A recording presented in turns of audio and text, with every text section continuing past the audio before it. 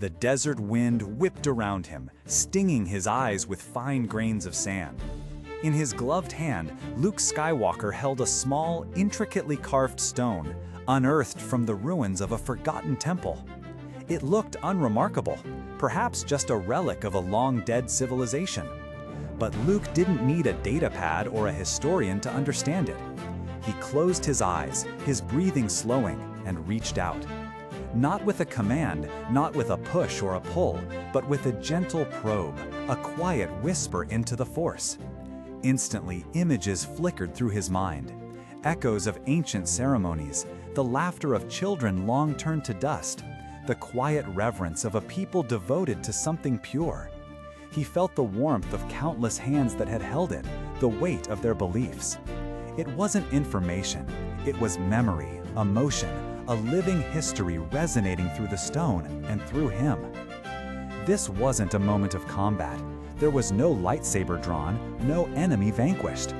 Yet, in that quiet, windswept moment, Luke Skywalker demonstrated a mastery of the Force far deeper, far more profound than any display of raw power. It was a mastery built not on confrontation, but on connection. A subtle, non-combative application of an energy field that bound the galaxy together. And it is this nuanced, gentle approach to the Force that truly defines Luke's evolution from a gifted warrior into the peacekeeper he was always meant to be. From his earliest days, Luke instinctively grasped aspects of the Force beyond its physical manifestations. Think back to his initial training.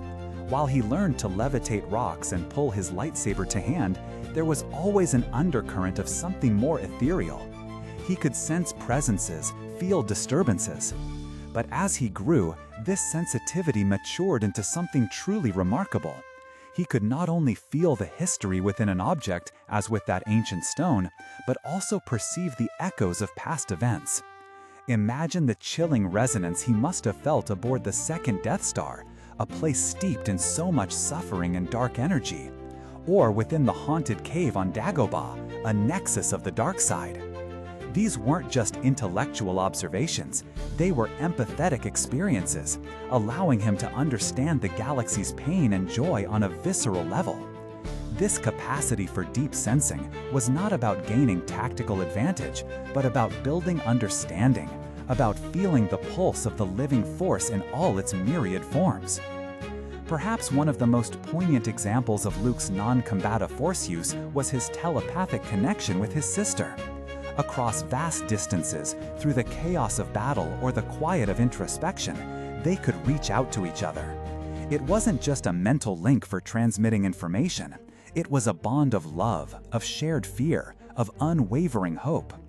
Think of Leia sensing Luke's distress on Bespin, or Luke guiding Leia through the perils of Endor with a silent encouragement. This wasn't a power to defeat an enemy, but to sustain a relationship, to offer comfort and assurance. But Luke's subtle influence extended even further, as explored in the expanded stories and comics. He learned to use the Force to gently nudge the minds of droids, subtly influencing their programming or prompting a helpful malfunction at a crucial moment. Picture him needing to bypass a locked door guarded by an unaware droid.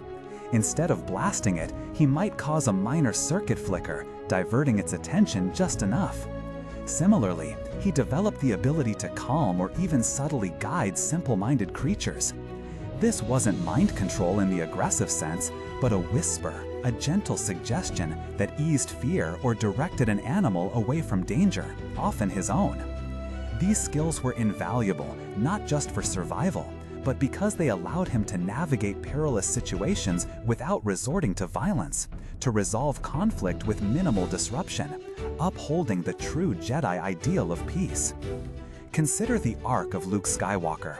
He began as a farm boy eager for adventure, who picked up a lightsaber and quickly became a formidable warrior. His early Force applications were often direct, kinetic, moving an X-wing from a swamp, defending himself with a saber. These were essential steps on his journey. But as he matured, as he shed the impulsiveness of youth and embraced the deeper wisdom of the Jedi, his relationship with the Force transformed. It became less about what he could do to others and more about what he could understand about the galaxy. His ability to sense history, to communicate telepathically, to subtly influence without coercion, these were not skills for winning battles, but for preventing them.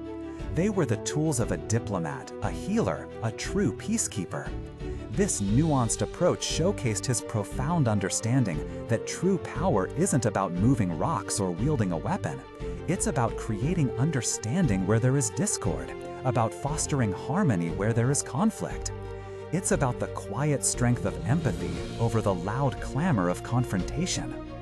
Luke Skywalker, the ultimate Jedi Master, taught us that the Force is not just a mystical power for extraordinary feats.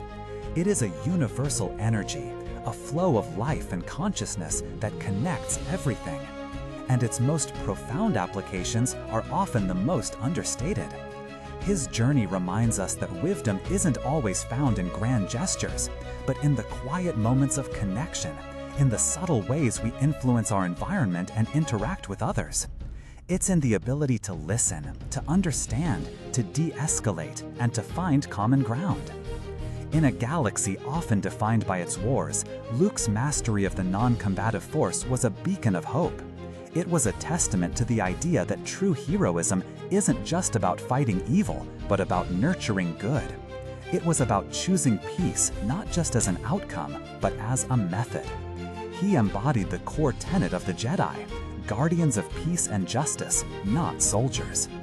So, when we remember Luke Skywalker, let us not just recall the daring pilot who blew up the Death Star, or the brave warrior who faced down Vader and Palpatine.